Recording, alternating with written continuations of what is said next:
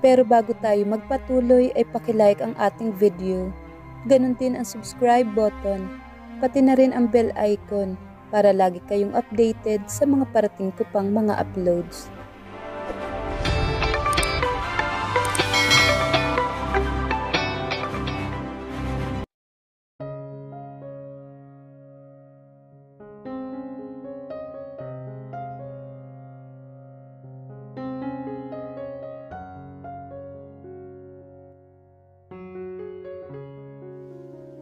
Daniel pressed himself to the middle of my thighs. He was as hard as an iron. And he was so big, bigger than I could ever imagine, na hindi ko mapigilan ang panlalaki ng aking mga mata. His manhood was like a raging bull that made me think he must not have gotten laid for the past week. Sa isiping iyon, nakaramdam ako ng tuwa na hindi siya nag-attempt na mag-cheat sa akin sa kabila ng galit niya. Maski paano, gusto kong isipin na may pagpapahalaga siya sa marriage namin. Daniel started to move above me. The flaming sensation was raining down on me every time his hardness bumped into my wet entrance. He kissed me wildly. He released my mouth for a second and swept it with his tongue before claiming it again. This time, it was so harsh that my swollen lips stung in pain, while his hands didn't stop from wandering all over my body. He thrust savagely in an imaginary lovemaking. My back automatically arched to meet his thrust. Umangat ang guwapong mukha ni Daniel para titigan akong mabuti. Nagbabaga ang mga mata niya habang ang isang kamay niya ay nasa hem ng underwear ko. Saka pabiglang hinatlit iyon pababa sa mga hita ko. At ang pagiging marahas ni Daniel ay mas lalo lang nagpapasiklab ng pagnanasa sa kabuuan ko.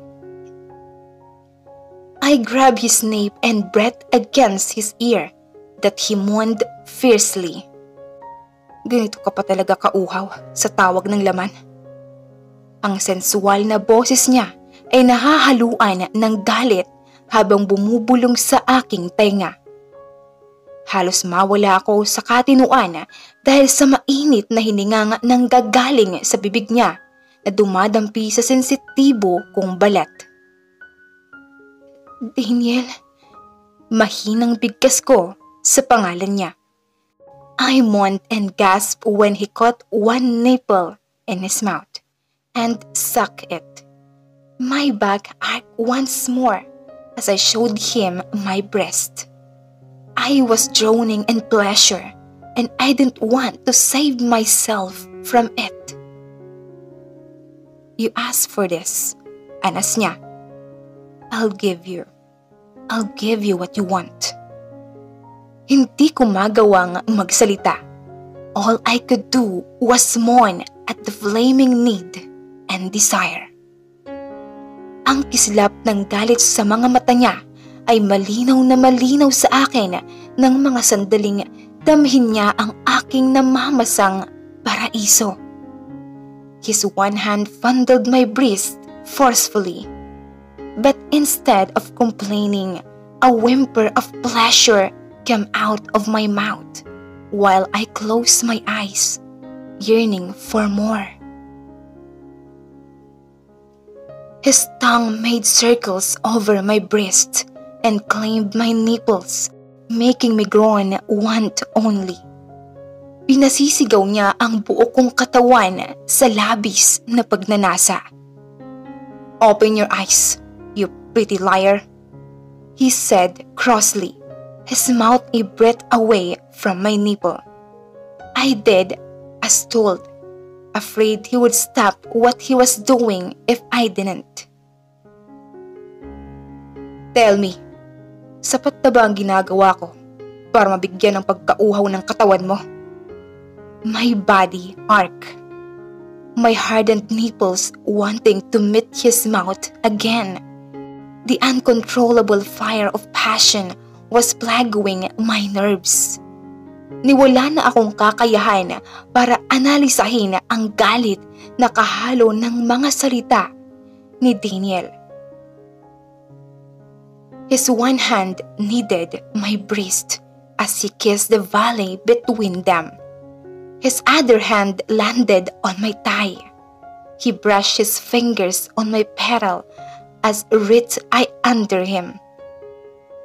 A few moments, his hands left me to unbutton his jeans. Sinundan ng mga mata ko ang bawat paggalaw ng mga kamay ni Daniel habang naghuhubad siya. Nanlaki na naman ang mga mata ko nang tuluyan siyang makapaghubad sa harapan ko.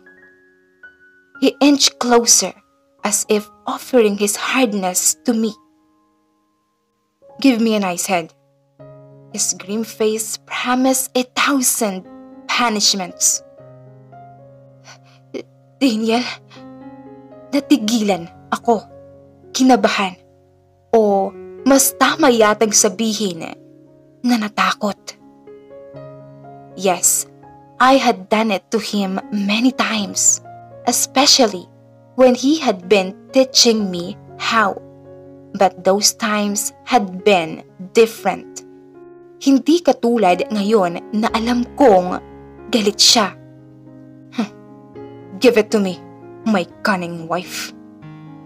I felt helpless as I held his hardness and put it in my mouth. I tasted and swallowed him full. He grabbed my hair and pulled me closer. There was not a single trace of gentleness as he guided my head. I could feel his muscles flex as he groaned in pleasure. Hindi ako tumigil sa ginagawa, maski pa halos mabulunan na ako sa laki niya.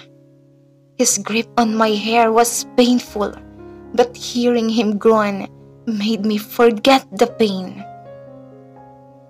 Daniel harshly withdrew from my mouth and pushed me on the bed. His face was still grim, and I didn't know why. I was sure I had given him a great blow. I just did what I remembered he had taught me. Nagbalak akong tumayo nang tuluyan akong mahimasmasan.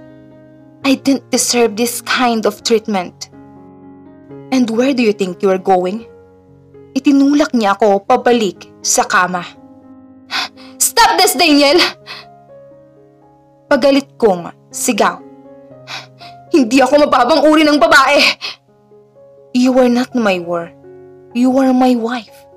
And the moment you decided to marry me, you had given me the permission to own you. In a sudden moment, he landed a bite on my shoulder. Hindi ko naman mapigilan ang pagkawala ng naliligayahang ungol.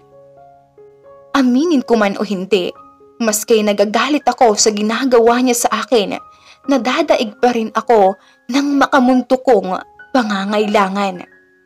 Walang babalang umulos ang mahabang daliri niya sa loob ng aking hiyas.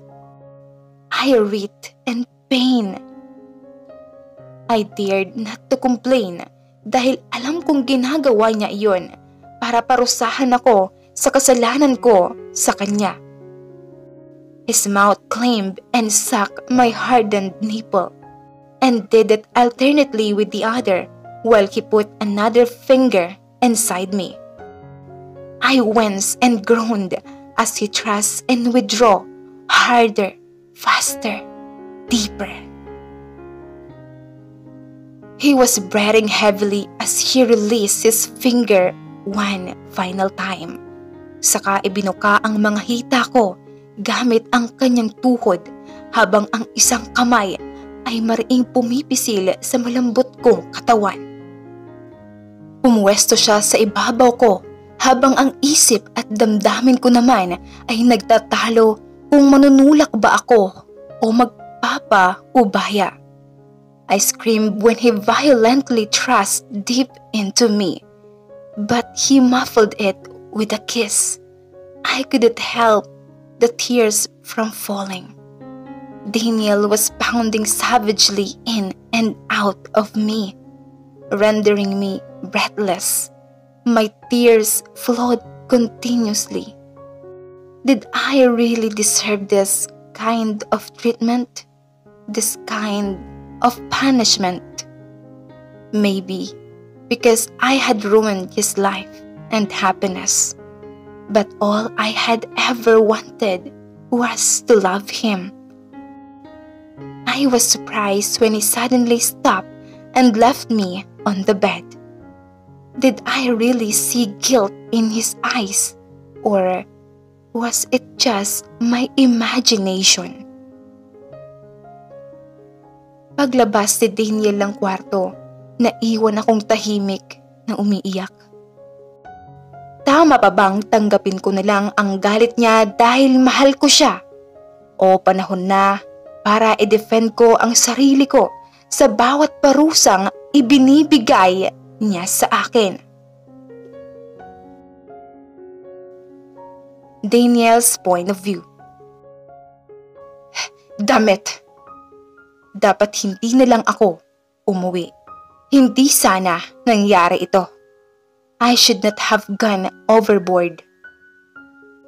Kahit pa sa isip ko na nagawa ko lang iyon dahil galit ako kay Diana, guilt still pricked me. Natauhan ako nang maramdaman ang mga luha niya.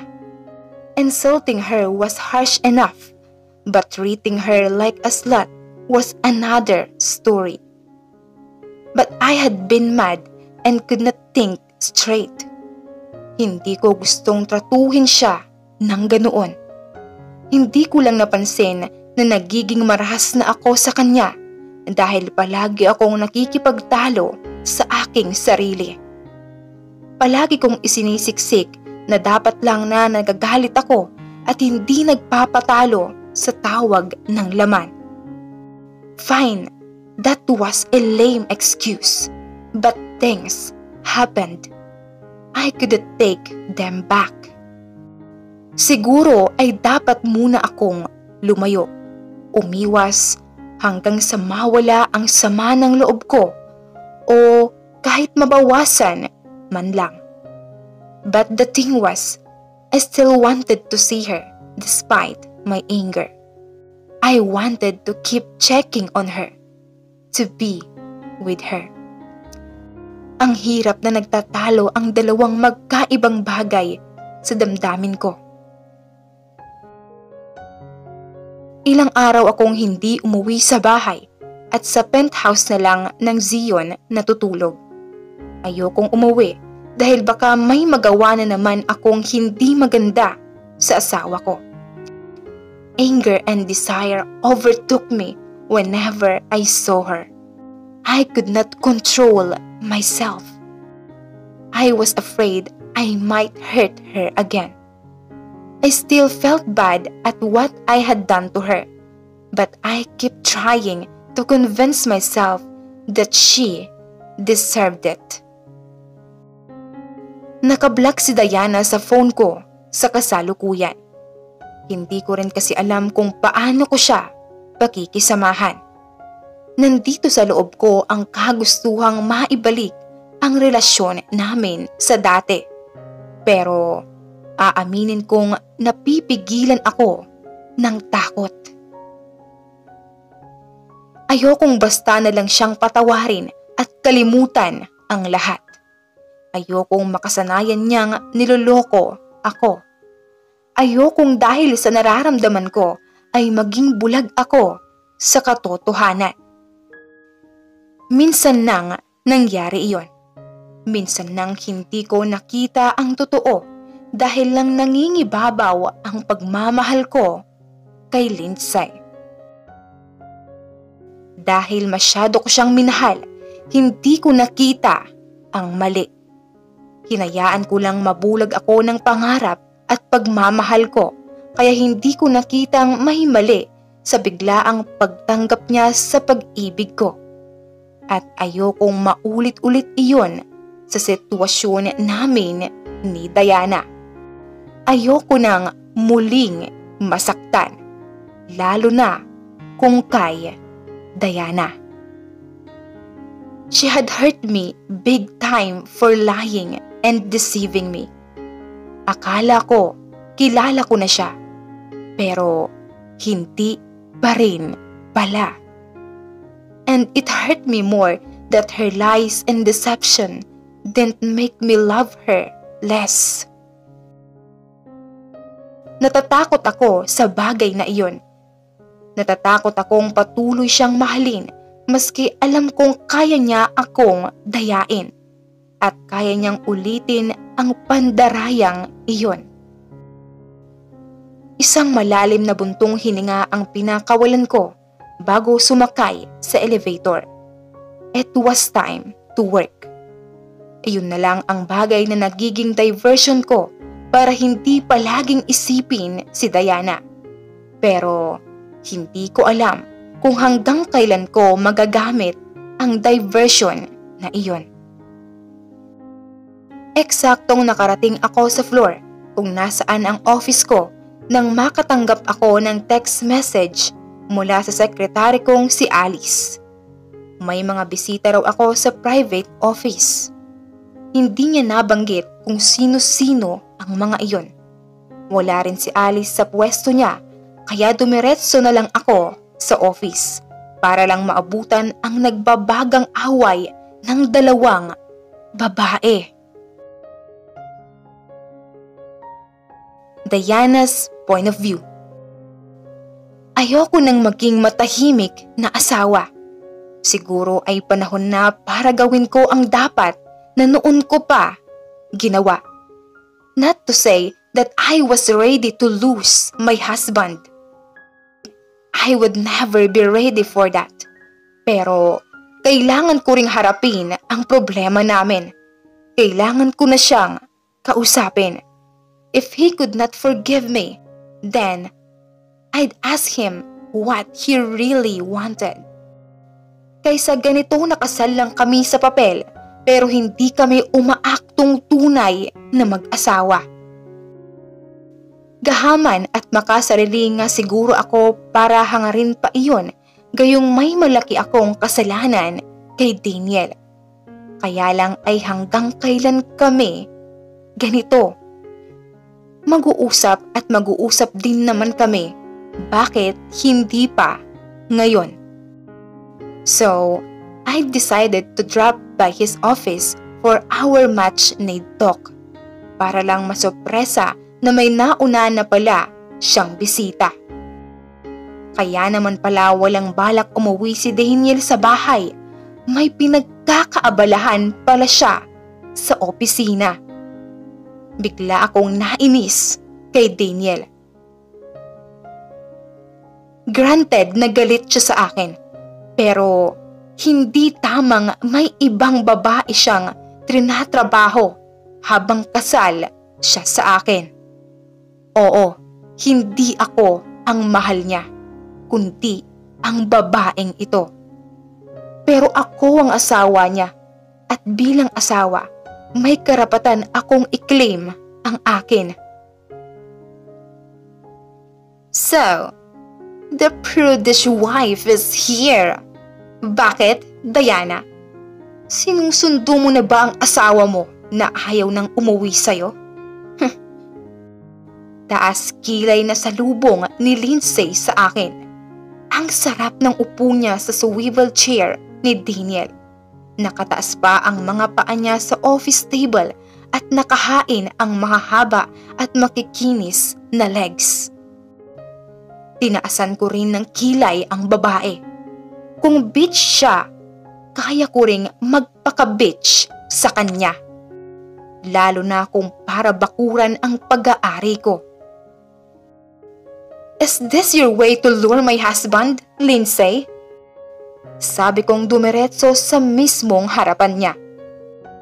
Would you please put your feet down? Office ito ng asawa ko at hindi photo studio. You can quit displaying those legs because I'll never be attracted to them. I have my own legs to show. Yun nga lang, ang show na iyon ay exclusively for my husband at hindi para sa buong mundo. What did you say? Biglang napatayo si Lindsay, mukhang tinablan sa sinabi ko. Namumula ang mukha niya sa pagkapika. Well, sorry siya. I had been through a lot the past few days. At kung dadagdagan pa niya ang stress ko, hindi malabong maibuhos ko ang lahat ng iyon sa kanya. You heard me? This is my husband's office and not your photographer's studio. You bitch! How dare you! Umigkas ang isang kamay ni Lindsay sa mukha ko at huli na para maiwasan iyon. Parang nayanig ako sa lakas ng sampal niya. Marahan kong hinaplos ang nasaktan kong pisngi. Next time, kikilalanin mo kung sino ang iniinsulto mo. Iyong igkas ng kamay ko ay malakas ding tumama sa mukha niya. Nagmarka iyon sa mukha niya. Hindi ko rin alam kung ano ang mayroon sa akin ngayon. Normally, mahaba ang pasensya ko at hindi ako bayolenteng tao. Ngayon lang at hindi ko talaga maintindihan kung bakit. Lately, nagiging mainitin ang ulo ko sa maliliit na bagay. Pero maski paano ay narerendahan ko naman ang sarili ko. Today was different. Pagkagising ko pa lang kanina ay masama na ang timpla ko. Kaya nga maski wala akong balak makipag-usap kay Daniel ay napasugod ako sa Zion. Next time, kikilalanin mo kung sino ang sinasampal mo. Ako ang asawa ng lalaking hanggang ngayon ay hinahabol-habol mo. Muli niya akong tinangkang sampalin pero this time ay nasa loko na iyon at naisaliya palayo ang braso niya. Napipi ka man ay nagawang gumisi ni Lindsay. Ikaw lang ang asawa pero hindi ikaw ang inuuwian. Parang umakyat sa ulo ang lahat ng dugo ko. Nakakagalit dahil totoo ang sinabi niya. Pero paano niya nalaman? Bigla ang pagkatok ng hinala sa isip ko. Nakita ko ang pagkapunit ng nag-uuyam ng ngiti sa mga labi ni Lindsay. Tuluyang umakyat sa boiling point ang dugo ko. Ang kapal ng mukha mo! Muling umigkas ang isang kamay ko sa pagkapika sa kanya. Pero hindi iyon nakarating sa mukha niya dahil may pumigil doon. Nagulat ako nang makita si Daniel. Biglang humikbi si Lindsay. I'm glad you're here, Daniel. Look what you did to my face. Sinampal niya ako at balak niya magdagdagan. Wala naman akong ginagawang masama sa kanya. Sinabi ko lang na gusto lang kitang makausap, tapos nagalit na siya. Mabilis ang pagsasalita ni Lindsay na para bang takot na maunahan ko siyang magpaliwanag. Nagpapaawa siya kay Daniel at gustong makuha ang simpatsya ng asawa ko.